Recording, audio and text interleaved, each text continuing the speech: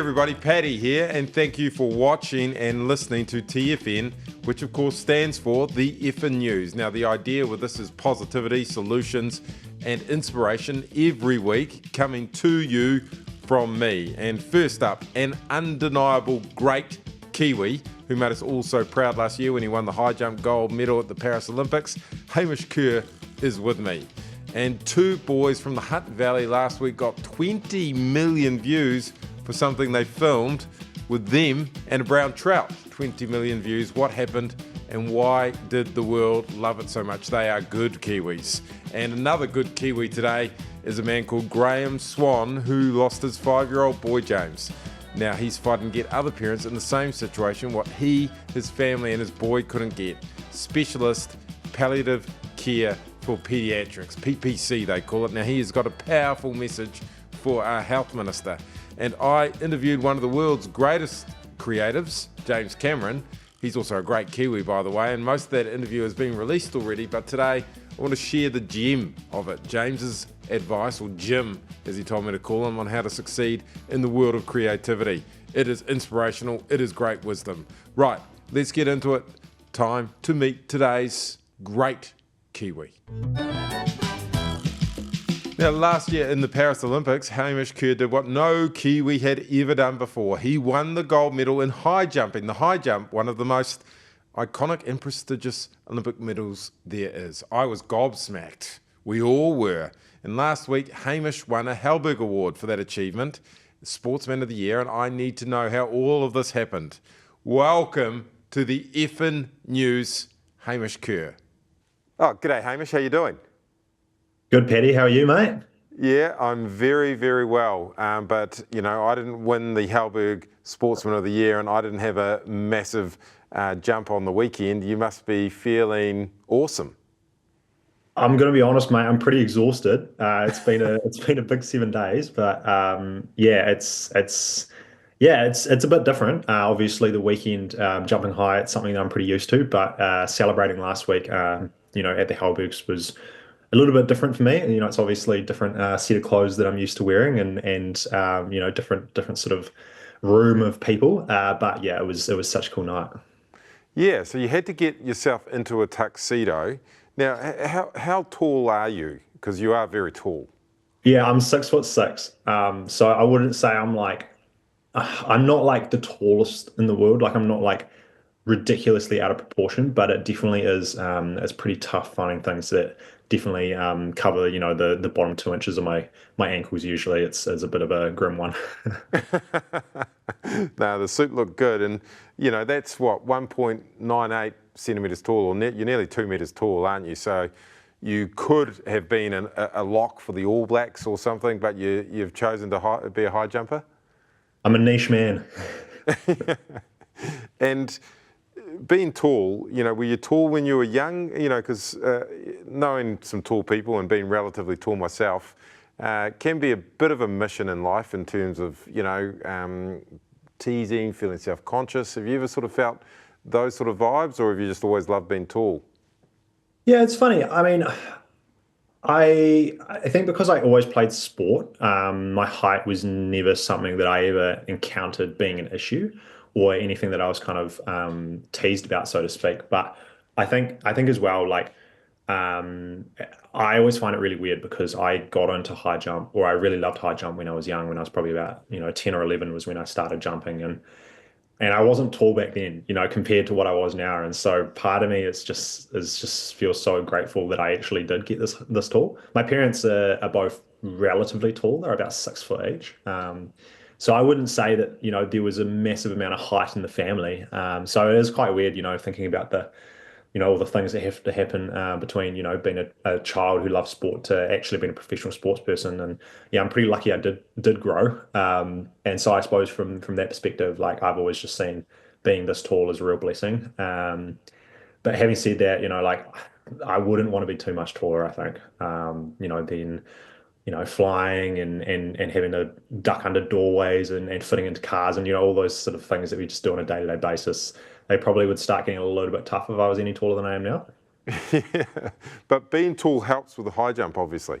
Yeah, massively. Like I think the shortest guys on tour would probably be about 190.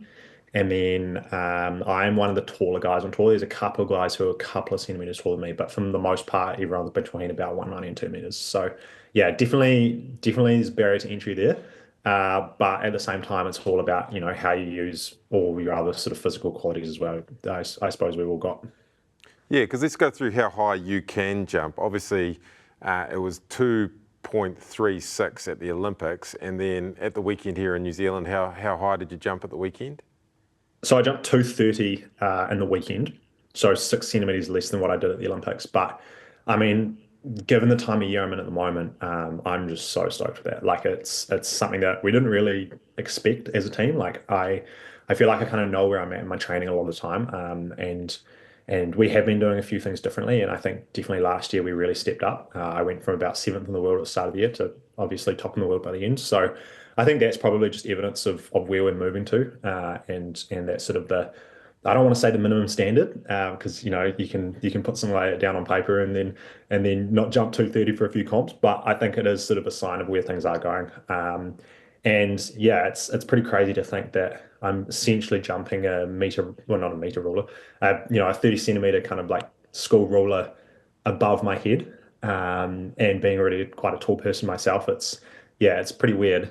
Even I kind of look at the bar after the competition when all the hype has kind of died down, and sort of think like, how the heck have I gotten over that? But yeah, it's definitely an art to it, that's for sure.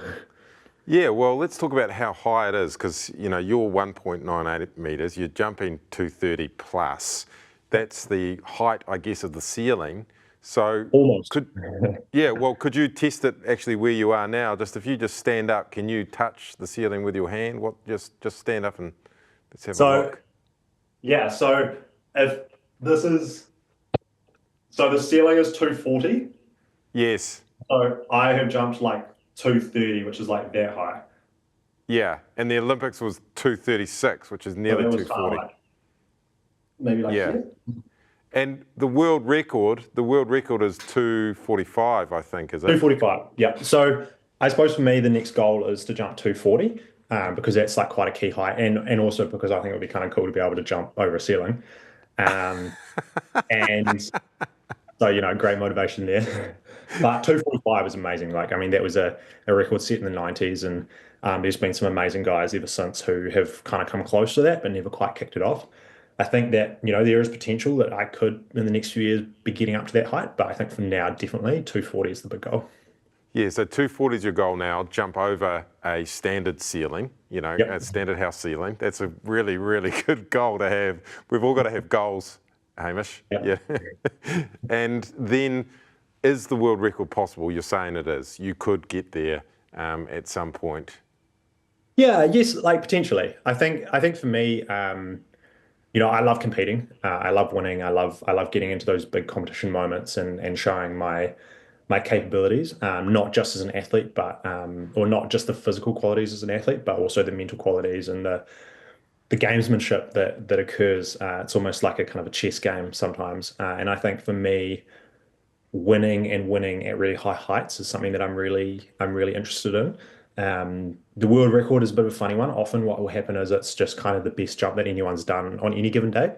And I think, yeah, for me, that's probably not quite as exciting, which seems kind of weird. But I think for me, if I think about like, my ultimate dream, it would be jumping the Olympic record. And the reason for that is that the Olympic record it's 239 at the moment. So I'd have to jump 240 at the Olympics to do it. And that would mean that I was the highest, I'd jump the highest that any high jumper has in history on the day that matters.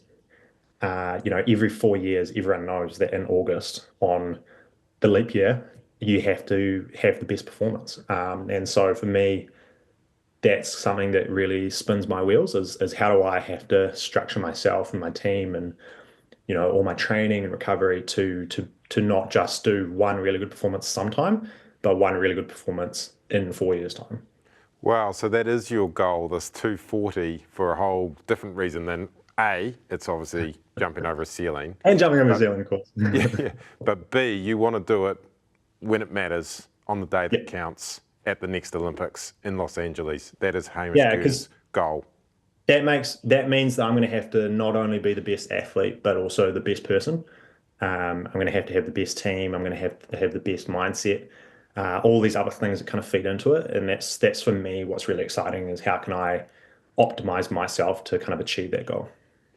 Yeah, and let's talk about that a little bit because your coach, James Sandilands, is also your best mate, which, like normally you Bit of a think conflict of coach. interest. Yeah, well, no, well, it's kind of cool.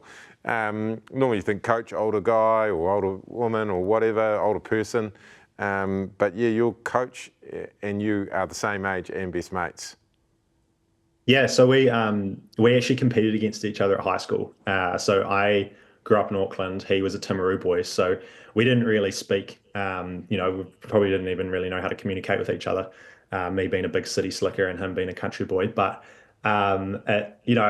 we sort of knew of each other. And then when I moved down to Christchurch to train with my old coach, I met him at the track and ended up living with him for a couple of years, which was quite cool. So he sort of just had a broom in his flat at the time, and we grew this really close relationship from there. And he was kind of in a position where he was going through university, studying sports science. I was obviously down here to try and make it as an athlete, and we kind of went from that kind of humble beginnings, I suppose, to him graduating, getting a job at high performance sport, me getting better, winning com games, jumping 230 for the first time, doing all these kinds of things. And it's sort of just our careers have kind of gone in parallel, sort of throughout this last sort of 6 to 8 years.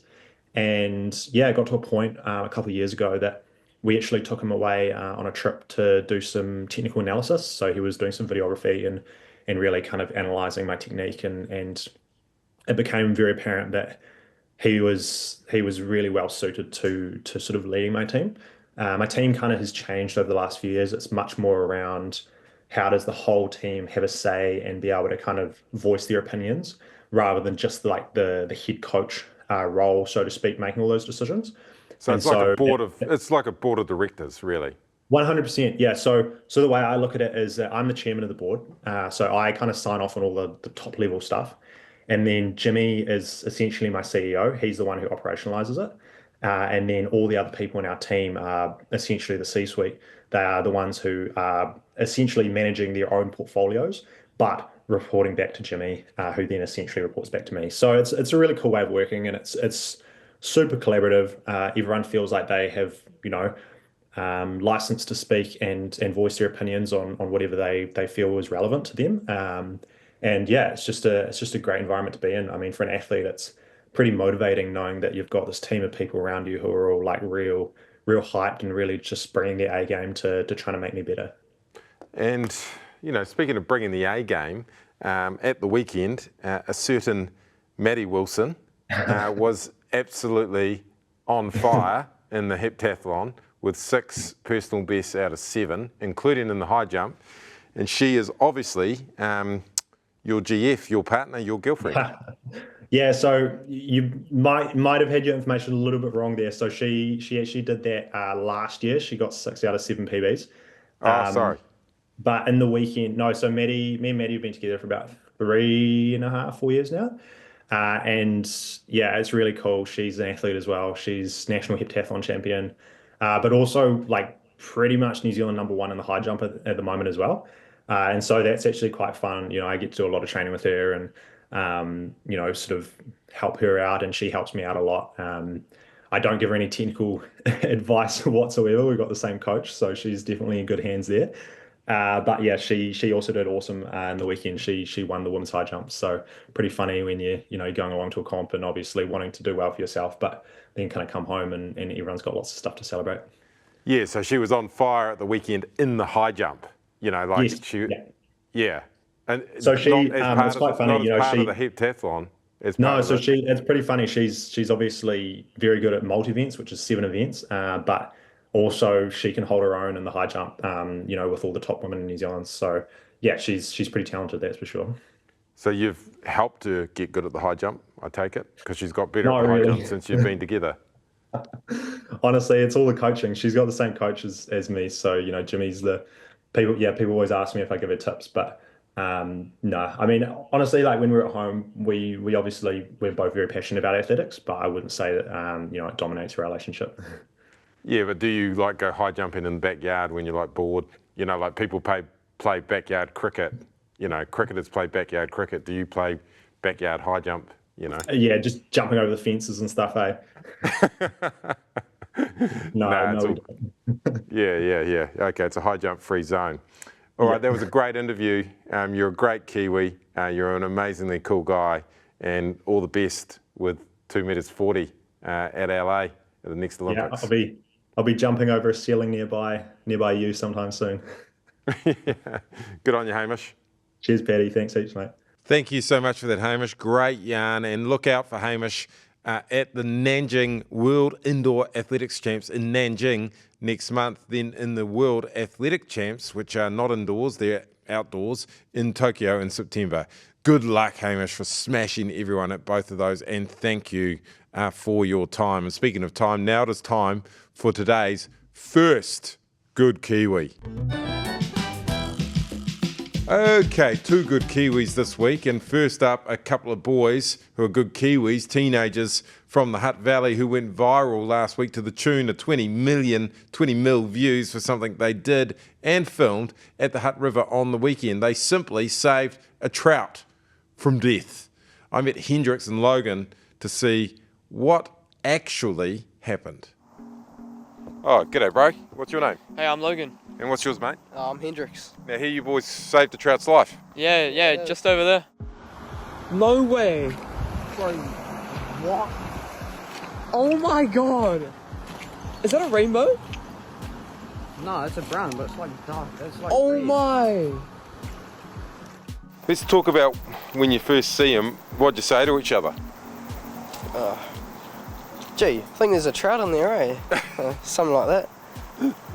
And what did you say, mate? I said, oh my god, there's no way. Something like that, because it's crazy seeing that. So, let's go for a walk, because you're wandering along here. And how are you holding the trout at this point? So I was just holding him up like I normally would and just, taking it real slow. Trying not to, get him all hyped up or anything. Just, walking real slow so I didn't get nervous. Because there's a lot of chat on the Instagram about just how slow you guys took this trout. You would have seen those comments? Yeah. Is it time to respond to that? Because a lot of them are saying, hey, the bro's walking too slow with the trout. Yeah, so just wanted to make sure he wasn't too stressed out, so, yeah. Yep. Yeah, what do you think of the criticism that you guys went a little slow on your walk? Yeah, Bit of banter online. Yeah, I think it was good that we took it slow, because if we were rushing or anything, didn't want to trip on a rock, and that could have really hurt the trout if we dropped it. And once, so you chucked this up on Instagram, and then what started happening? Didn't really notice it at first. Logan texted me, it was like, go like the new video, so yeah, went and liked it, and then got a text from him like a day later or something, and he's like, oh, it's just getting heaps of views. So I looked and it had like, I think 4 million or something the first time I looked. So yeah, it's just mental. It kept getting, I think the first day it reached 10,000, and that was unusual for me. Kept telling mum and dad, oh, it's reached 10,000, then 20,000, then 100, and then reached 1 million, and then I was so excited. And then kind of forgot about it for a while, and then noticed it wasn't stopping, and it kept going up until it reached 20 million. 20 million views. Yep. Yeah, no, it's a lot. Do you reckon that you'll ever see Lucky again? Lucky the trout. Yeah. I mean, it's very possible. Come down here quite a lot, and I wouldn't expect him to go far. I think he would have lived up here, so. So you think you could catch Lucky? I mean, if we caught Lucky, that'd be crazy. I think it's possible. Yeah. Do you reckon you can catch Lucky the trout again, mate? I don't know, he's pretty old, might be a bit smart for us, because trout, like old trout, they're real smart. But yeah, it'd be cool if we could catch him, be a good fight. All right, boys. Well, good work. You're good Kiwis. Thanks You're a good Kiwi for letting go of that trout. Yeah. Yeah, you're a good Kiwi. Shake again. You're a good Kiwi for saving that trout, mate. Okay? Thank you, yeah. And you're a good Kiwi for saving that trout as well, mate. Yeah, thank you. Well, good luck with the fishing, boys. And now it's time for our next Good Kiwi.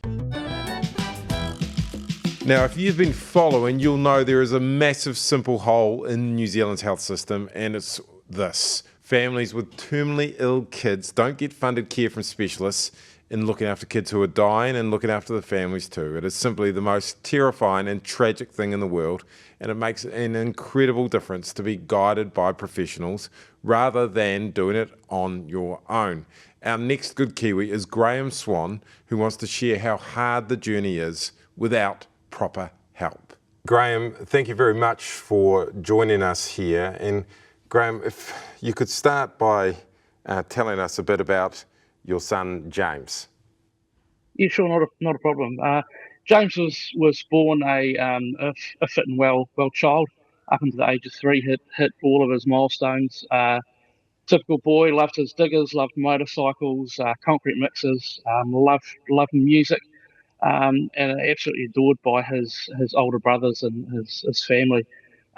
At the age of 3, we started to notice some deterioration in his coordination, his ability to walk and climb things fell off. It was picked up by his kindy teachers, so we went to the local GP, as you do, and they couldn't really pick anything up. So one day we were urgently rushed to hospital, thinking it was something like a brain tumour, but scans revealed everything was clear.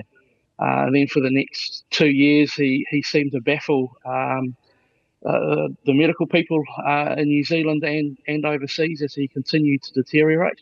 And ultimately, at the age of 5.5, he passed away from what is a yet undiagnosed neuromuscular condition. Okay. So it all happened in a fairly short space of time. Okay, I'm very sorry about what has happened to you and your whānau, but thank you for speaking to us again. And at that point, paediatric palliative care comes into play, doesn't it? Or in your case, it actually didn't, something that's called PPC, and what Ray Kotuku is providing to people in Wellington. And there's a lot of difficulties accessing this in New Zealand. And sadly, you were not able to access this sort of specialist care for James, were you? No, this didn't exist at the time, and look, we've got a wonderful doctors and nurses out there that are doing the best they can with the limited resources that they have. But we were left to navigate this path largely on our own. We did reach out to hospices and to other groups, but they were unable to help us. They sort of kick in for adults.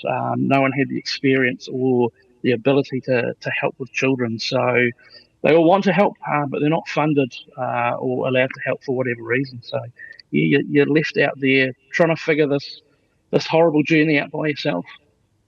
Yeah, and I want you to be very honest here if you can, Graham, because it will help others. You know, how hard is it as a dad with a young boy like James who's terminally ill? You know, it's just beyond comprehension, to be honest. Without what no one wants to go through. Yeah. So it's extremely difficult. I can remember being taken into to meeting rooms to discuss with doctors when they have to tell you that your child's entering palliative care. There is no solution. It is going to be life limiting, life ending. And then the meeting's over and you walk out. That's it. There's no one else to wrap their arms around you. You've just got to try and figure this out. So how do you then explain to James's 2 older brothers that we've got to make the most of our time with them, that their brother's not going to be around for much longer? It's all those resources. How do you keep on going? It's a tough journey. How do you keep your family units together? We're one of the lucky ones. We've managed to stay together, but for a lot of families, it rips them apart, and it shouldn't be that way. Yeah, and how scarring was the end of James's life for you without this care? It was very, very scary. The last few months of his life was largely lived in hospital. His longest stay was 6 weeks. At the end, we decided that no, hospital's not the place to be. He's going to be at home.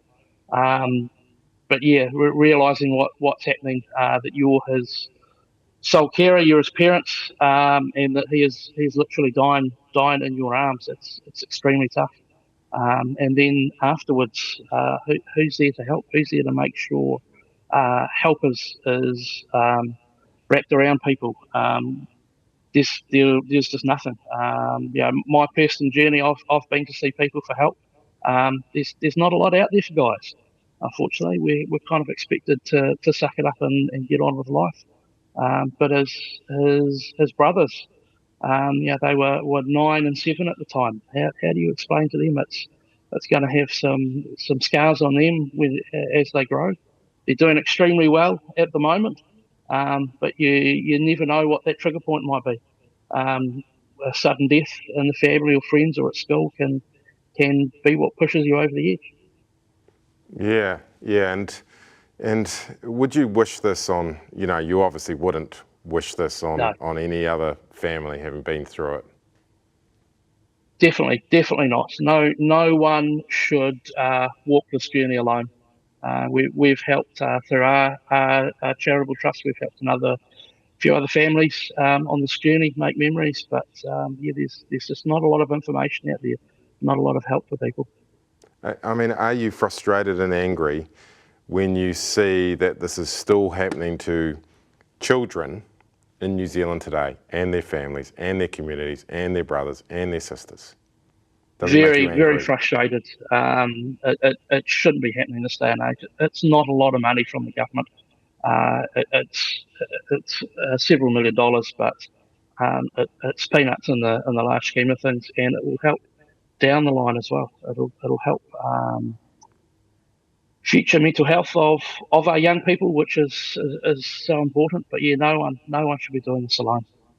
We need people out there, groups out there to help us. Yeah, specialist paediatric palliative care people coming in to help families like you navigate the end. I mean, how much of a difference would it have made if that was available for your family? Would have made a huge difference. We were, as I said, we were very lucky. We had some great nurses and some great doctors, but having that specialist care is what is vital. And in James's situation, a lot of the nurses and doctors said this is probably a once in a career sort of thing that they'd go through. But with a pediatric palliative care team, they're experienced, they know what they're doing, they can help.